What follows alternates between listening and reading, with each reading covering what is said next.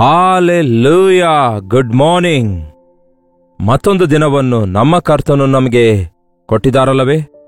ಎದ್ದ ತಕ್ಷಣ ದೇವರನ್ನು ಸ್ತುತಿಸಿದ್ದೀರಾ? ವೀಕೆಂಡ್ಸ್ಗೆ ಬಂದಿದ್ದೇವಲ್ಲವೇ? ಇತರ ದೇಶಗಳಲ್ಲಾದರೆ ಸ್ಯಾಟರ್ಡೆ ಸಂಡೇ ಹಾಲಿಡೇ, ನಮ್ಮ ದೇಶದಲ್ಲಿಯೂ ಕೂಡ ಹಾಗಿದೆಯಲ್ಲವೇ? ಮತ್ತೆ ಈ ದಿನ ರಜೆ ದಿನ ಆಗಿದ್ರೆ ಏನ್ ಮಾಡಬಹುದು? ದೇವರ ಸನ್ನಿಧಿಯಲ್ಲಿ ಹೆಚ್ಚು ಸಮಯ ಕಳೆಯಬೇಕೆಂದು ಆಶಿಸುತ್ತೀರೋ, ಇಲ್ಲವೇ ಸ್ವಲ್ಪ ರೆಸ್ಟ್ ಮಾಡೋಣ ಅಂದ್ಕೊಳ್ತೀರೋ? ಸ್ವಂತ ಕೆಲಸ, ಮನೆ ಕೆಲಸ ಮಾಡಿಕೊಳ್ಬೇಕಂದುಕೊಳ್ತೀರೋ? ಮನೆ ಕೆಲಸ ಮಾಡಿಕೊಳ್ರಿ, ಸ್ವಂತ ಕೆಲಸ ಮಾಡಿಕೊಳ್ರಿ, ಪ್ರಾರ್ಥನೆಯಿಂದ ಮಾಡಿರಿ. ಪ್ರಾರ್ಥನೆ ಪಕ್ಕಕ್ಕಿಟ್ಟು ಕೆಲಸ ಮಾಡಿಕೊಳ್ಳೋದ್ರಿಂದ ಪ್ರಯೋಜನವಿಲ್ಲ. ಮಾರ್ಟಿನ್ ಲೂಥರ್ ಎಂಬ ಭಕ್ತನು ಹೇಳ್ತಾ ಇದ್ರು, ಈ ದಿನ ನನಗೆ ಬಹಳ ಕೆಲಸಗಳಿರೋದ್ರಿಂದ ನಾನು ಬಹಳ ಹೊತ್ತು ಪ್ರಾರ್ಥಿಸಿಕೊಳ್ಬೇಕನ್ನುತ್ತಿದ್ರು. ನಾವೇನನ್ನುತ್ತೇವೆ? ಬಹಳ ಕೆಲಸಗಳಿರೋದ್ರಿಂದ ಶಾರ್ಟ್ ಪ್ರೇಯರ್ ಮಾಡಿಕೊಳ್ತೇವೆ ಅನ್ನುತ್ತೇವೆ. ಎಲ್ಲಾ ಕೆಲಸಗಳು ಸಂಪೂರ್ಣವಾಗಿ ಸಕ್ಸಸ್ ಆಗಬೇಕಾದರೆ ಜಾಸ್ತಿ ಹೊತ್ತು ಎಲ್ಲಾ ಕೆಲಸಗಳಿಗೋಸ್ಕರ ಪ್ರಾರ್ಥಿಸಬೇಕು.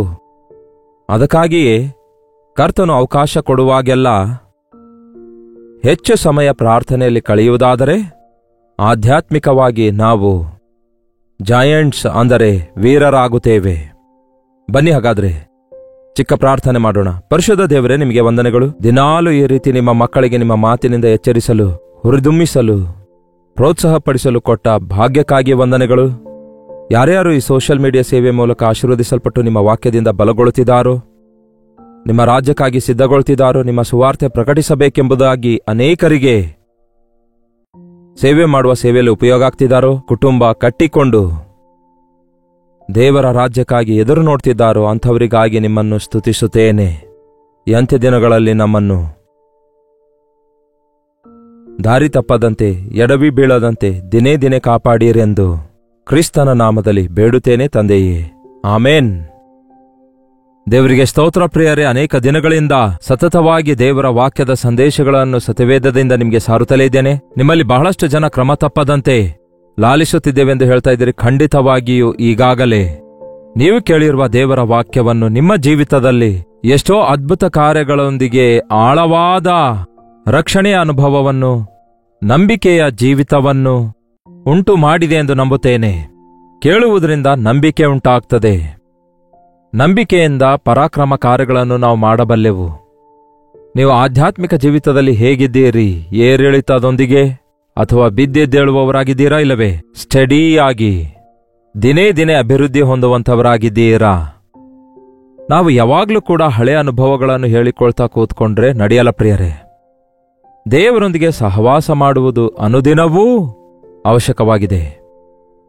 ಆ ದಿನದ ಕಾಟ ಆ ಹೊತ್ತಿಗೆ ಸಾಕು, ಆ ದಿನದ ಭಕ್ತಿ ಆ ದಿನಕ್ಕೆ ಸಾಕು. ನಿನ್ನೆಯ ಭಕ್ತಿ ಈ ದಿನ ಕೆಲಸಕ್ಕೆ ಬರಲ್ಲ. ನಾಳೆಗೋಸ್ಕರ ಮುಂಚಿತವಾಗಿಯೇ ನೀವು ಭಕ್ತಿ ಕೂಡಿಸಿಟ್ಟುಕೊಳ್ಳುವುದಕ್ಕಾಗಿ ಅದೇನು ಸ್ವತ್ತಲ್ಲ. ಅದಕ್ಕಾಗಿಯೇ ಭಯದಿಂದಲೂ ನಡುಗುತ್ತಾ ನಮ್ಮ ರಕ್ಷಣೆಯನ್ನು ನಾವು ಸಾಗಿಸುತ್ತಿರಬೇಕು. ಬೈಬಲ್ನಲ್ಲಿ ಒಂದು ಚಿಕ್ಕ ಪತ್ರಿಕೆ ಇದೆ. ಇದು ಯೂದನು ಬರೆದಿರುವ ಪತ್ರಿಕೆಯಾಗಿದೆ. ದಯವಿಟ್ಟು ಗಮನದಲ್ಲಿಟ್ಕೊಳ್ರಿ. ಇದು ಇಸ್ಕರಿಯೋತ ಯೂದನು ಬರೆದಿದ್ದಲ್ಲ ಪ್ರಿಯರೇ. ಇದು ಯೇಸು ಕ್ರಿಸ್ತನ ಸಹೋದರನಾಗಿರುವ ಯೂದನು ಬರೆದ ಪತ್ರಿಕೆಯಾಗಿದೆ. ನಿಮಗೆ ಗೊತ್ತಾ? ಯಾಕೋಬ ಯೂದನು ಎನ್ನುವವರು ಇವನ ಸಹೋದರರಲ್ಲವೋ ಎಂದು ಹೇಳಲಾಗಿದೆಯಲ್ಲವೇ? ಆ ಯೇಸುವಿನ ಸಹೋದರರು ಆತನಲ್ಲಿ ನಂಬಿಕೆ ಇಟ್ಟಿಲ್ಲ ಎಂದು ಕೂಡ ಹೇಳಲಾಗಿದೆ. ಆದರೆ ಯಾವಾಗ ಅವರು ಶಿಲುಬೆ ಮರಣ ಪುನರುತ್ಥಾನವನ್ನು ನೋಡಿದರೋ, ಆ ಸಹೋದರರಿಬ್ಬರೂ ಕೂಡ ಯೇಸುವನ್ನು ಕೇವಲ ತಮ್ಮ ಬ್ರದರ್ ಅಂದುಕೊಳ್ಳಲಾರದೆ ಲೋಕರಕ್ಷಕನೆಂದು ಗುರುತಿಸಿ ಆತನಲ್ಲಿ ನಂಬಿಕೆ ಇಟ್ಟು ಆದಿ ಸಭೆಯಲ್ಲಿ ಪ್ರಾರ್ಥನಾ ವೀರರಾದರೆಂದು ಚರಿತ್ರೆ ಹೇಳುತ್ತೆ. ಅವರಲ್ಲಿ ಒಬ್ಬನು ಯಾಕೋಬನಾಗಿದ್ದಾನೆ. ಯಾಕೋಬನ ಪತ್ರಿಕೆಯನ್ನು ಬರೆದಿದ್ದಾನೆ. ಅದು ಎಷ್ಟು ಶ್ರೇಷ್ಠವಾದದೆಂದು, ಅದರಲ್ಲಿ ಪ್ರಾರ್ಥನೆಯ ಪ್ರಾಮುಖ್ಯತೆ ಎಷ್ಟು ಚೆನ್ನಾಗಿ ವಿವರಿಸುತ್ತಾನೆಂದು ಗೊತ್ತಾಗುತ್ತೆ.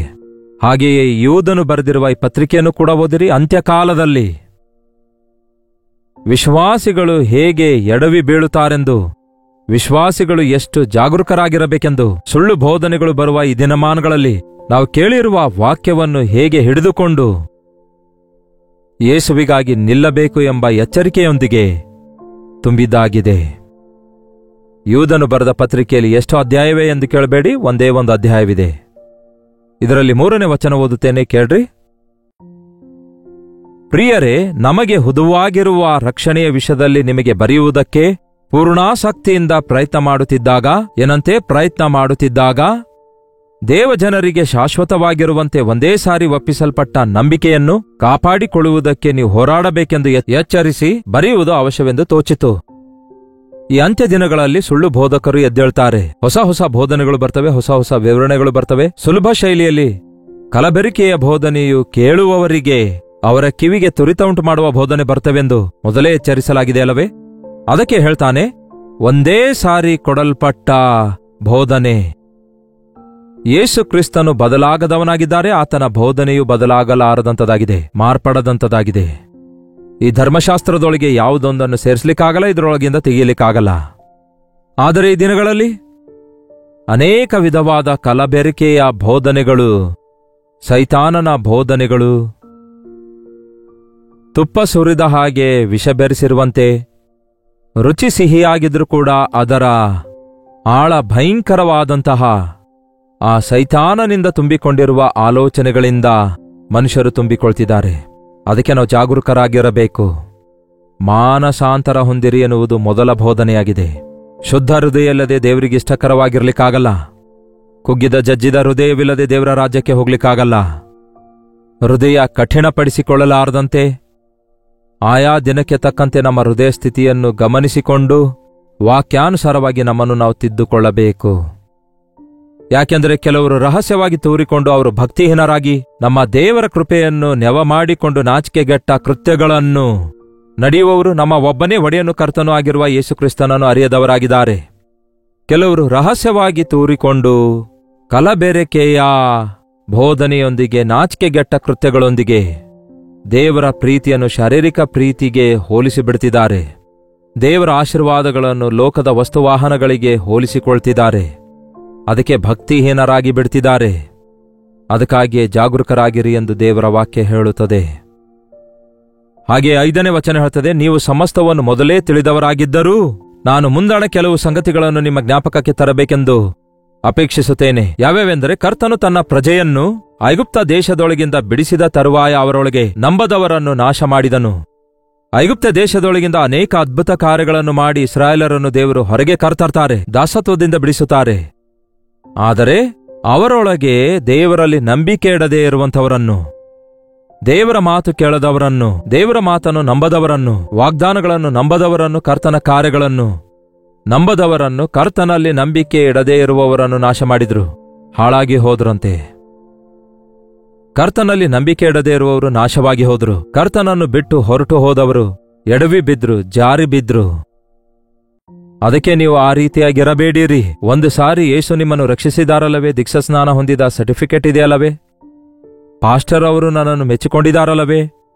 ದೇವರಿಂದ ಉಪಯೋಗ ಆಗುತ್ತಿರುವುದರಿಂದ ನಾನು ದೊಡ್ಡ ಸೇವಕನಲ್ಲವೇ? ನಾನು ಸೇವಕನಲ್ಲವೇ? ದೈವ ಸೇವಕನಲ್ಲವೇ ಅಂದ್ಕೊಳ್ಬಹುದೇನೋ?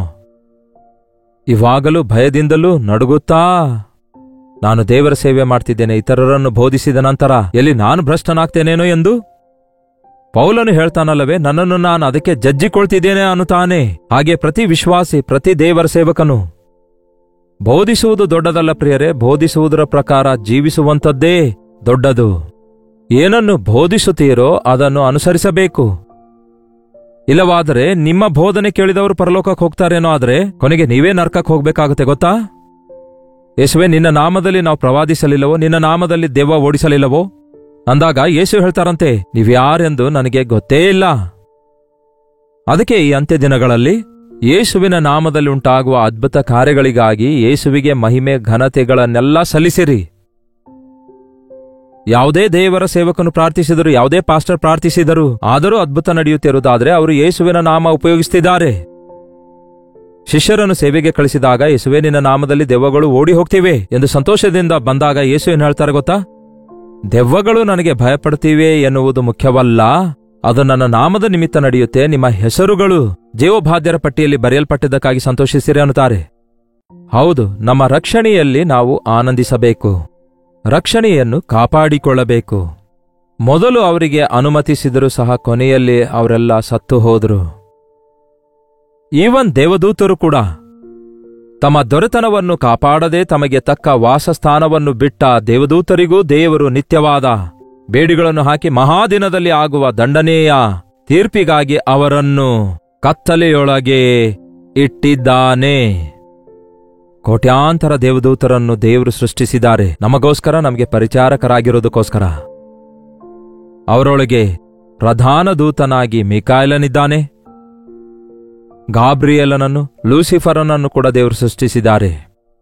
ಲೂಸಿಫರನನ್ನು ಆರಾಧನೆಯನ್ನು ನಡೆಸುವುದಕ್ಕಾಗಿ 1/3 ಆಫ್ ದೂತರ ಮೇಲೆ ಅಧಿಕಾರಿಯನ್ನಾಗಿ ಮಾಡಿದ್ರೆ, ಆ ಅಧಿಕಾರವನ್ನು ಅವನಿಗೆ ಕೊಟ್ಟಿದ್ದಕ್ಕಾಗಿ, ಆ ಪ್ರಧಾನತ್ವವನ್ನು, ಪ್ರಾಮುಖ್ಯತೆಯನ್ನು ಕೊಟ್ಟಿದ್ದಕ್ಕಾಗಿ ಗರ್ವಪಡುತ್ತಾನೆ. ಗರ್ವಿಸಿ ನಾನು ಕೂಡ ದೇವರೊಂದಿಗೆ ಸಮಾನನು ಎಂದುಕೊಳ್ಳುವುದರಿಂದ, ನಾನು ಹೋಗಿ ನನ್ನ ರಾಜ್ಯ ಕಟ್ಟಿಕೊಳ್ತೇನೆ ಎಂದಿರುವುದರಿಂದ, ಪರಲೋಕ ಬಿಟ್ಟು ಬಂದಾಗ ನರಕವು ಭಯಂಕರವಾದ ದುರಾತ್ಮಗಳ ಸಮೂಹವಾಗಿ ಮಾರ್ಪಟ್ಟಿತು.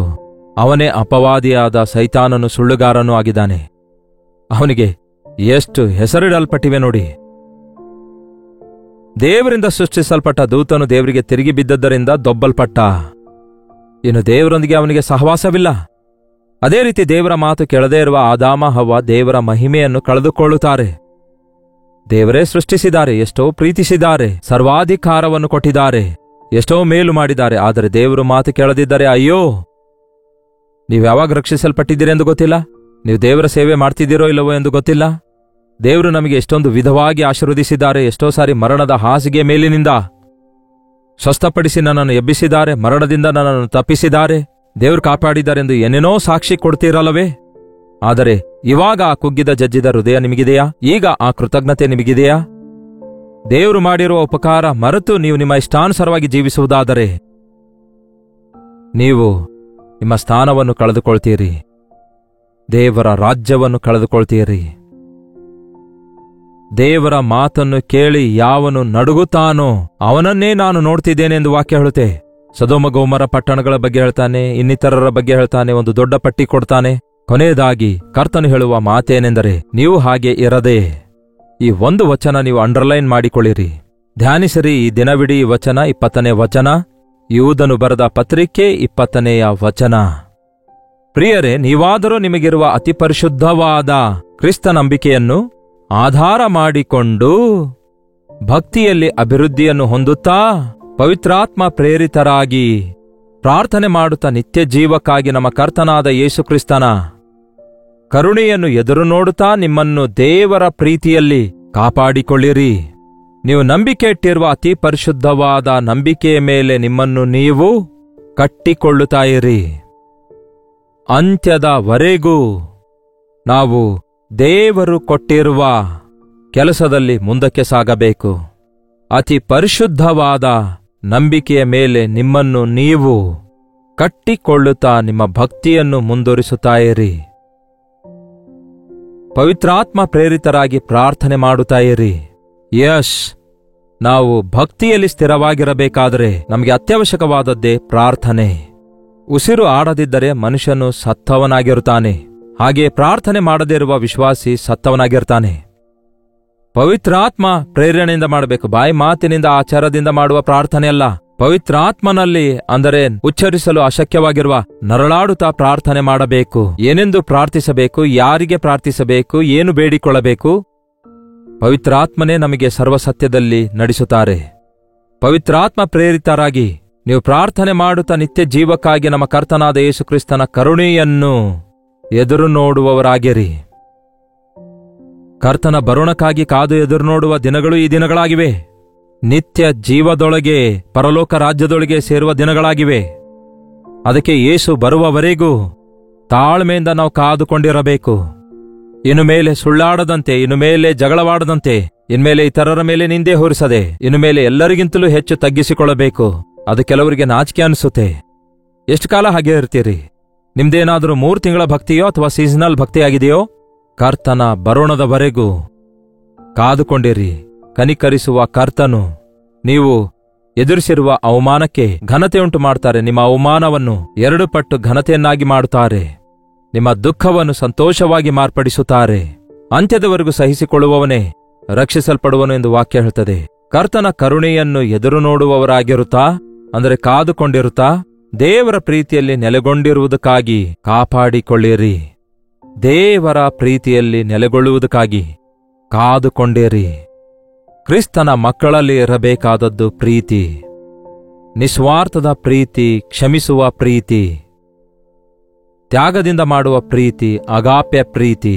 ಕಲ್ವರಿ ಶಿಲುಬೆಯ ಮೇಲೆ ಯೇಸು ತೋರಿಸಿರುವ ಪರಿಶುದ್ಧವಾದ, ತ್ಯಾಗಮಯವಾದ ಪ್ರೀತಿಯುಳ್ಳವರಾಗಿ ನಾವು ಈ ಲೋಕದಲ್ಲಿ ಜೀವಿಸಬೇಕು.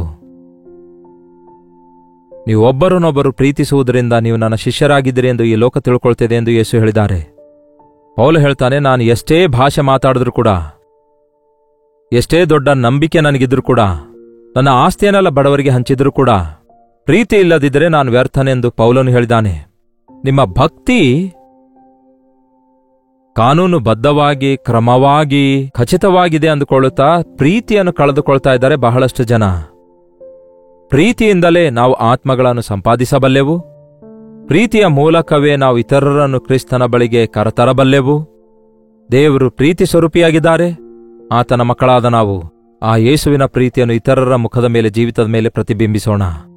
ಅಂತಹ ಕ್ರಿಸ್ತನ ಪ್ರೀತಿಯುಳ್ಳವರನ್ನಾಗಿ ನಮ್ಮನ್ನು ಮಾಡುವ ಹಾಗೆ, ಕ್ರಿಸ್ತನ ಪ್ರೀತಿ ಅರಿಯದವರನ್ನು ಕ್ರಿಸ್ತನಿಗಾಗಿ ಸಂಪಾದಿಸುವ ಹಾಗೆ ಕರ್ತನೇ ನಮ್ಮೆಲ್ಲರಿಗೂ ಸಹಾಯ ಮಾಡಲಿ. ಪ್ರಾರ್ಥನೆ. ಪರಿಶುದ್ಧ ದೇವರೇ, ಪ್ರೀತಿಯುಳ್ಳ ತಂದೆಯೇ, ಒಂದು ಸಾರಿ ನಮ್ಮನ್ನು ನೋಡಿರಿ. ಈ ಅಂತ್ಯಕಾಲದಲ್ಲಿ ದೇವರೇ, ನಾವು ಹೊಂದಿರುವ ರಕ್ಷಣೆ ಭಯದಿಂದಲೂ ನಡುಗುತ್ತಾ ಮುಂದೆ ವರಿಸುವಂತೆ ಸಹಾಯ ಮಾಡಿರಿ. ಕಲಬೆರಿಕೆಯ ಬೋಧನೆಯಿಂದ ಗಾಳಿಗೆ ಬಡಿದುಕೊಂಡು ಹೋಗುವಂತೆ ಈ ಕಡೆಯಿಂದ ಆ ಕಡೆಗೆ ಉಪದೇಶಗಳಿಂದ ಬಡ್ಕೊಂಡು ಹೋಗದಂತೆ ಪ್ರೀತಿಯುಳ್ಳವರಾಗಿ ಸತ್ಯವನ್ನು ಸಾರುತ್ತಾ ಕ್ರಿಸ್ತನ ಹಾಗಿರುವಂತೆ ಎಲ್ಲಾ ವಿಷಯಗಳಲ್ಲಿ ಬೆಳೆಯುವಂತೆ ನಮ್ಮ ನಂಬಿಕೆಯನ್ನು ಕಾಪಾಡಿಕೊಳ್ಳುವುದಕ್ಕೆ, ಪವಿತ್ರಾತ್ಮನಲ್ಲಿ ಪ್ರಾರ್ಥನೆ ಮಾಡುವುದಕ್ಕೆ, ಅನುದಿನವೂ ನಿಮ್ಮ ನಿಕಟತೆಯಲ್ಲಿ ಬರುವುದಕ್ಕೆ, ನಿಮ್ಮ ಬರೋಣಕ್ಕಾಗಿ ಸಿದ್ಧರಾಗಿ ಕಾದು ಎದುರು ನೋಡುವುದಕ್ಕೆ, ನಂಬಿಕೆಯಿಂದ ಎದುರು ನೋಡುವುದಕ್ಕೆ ಸಹಾಯ ಮಾಡಿರಿ. ನಮ್ಮ ಜೀವಿತದಲ್ಲಿ ಪ್ರೀತಿಯನ್ನು ಕಳೆದುಕೊಳ್ಳಲಾರದಂತೆ, ಪ್ರೀತಿಯಲ್ಲಿ ನೆಲೆಗೊಂಡಿರುವುದಕ್ಕೋಸ್ಕರ ಕಾಪಾಡಿಕೊಳ್ಳುವ ಹಾಗೆ ನಮ್ಮಲ್ಲಿ ಪ್ರತಿಯೊಬ್ಬರಿಗೂ ಸಹಾಯ ಮಾಡಿರೆಂದು ಕ್ರಿಸ್ತನ ನಾಮದಲ್ಲಿ ಬೇಡುತ್ತೇನೆ ತಂದೆಯೇ, ಆಮೇನ್.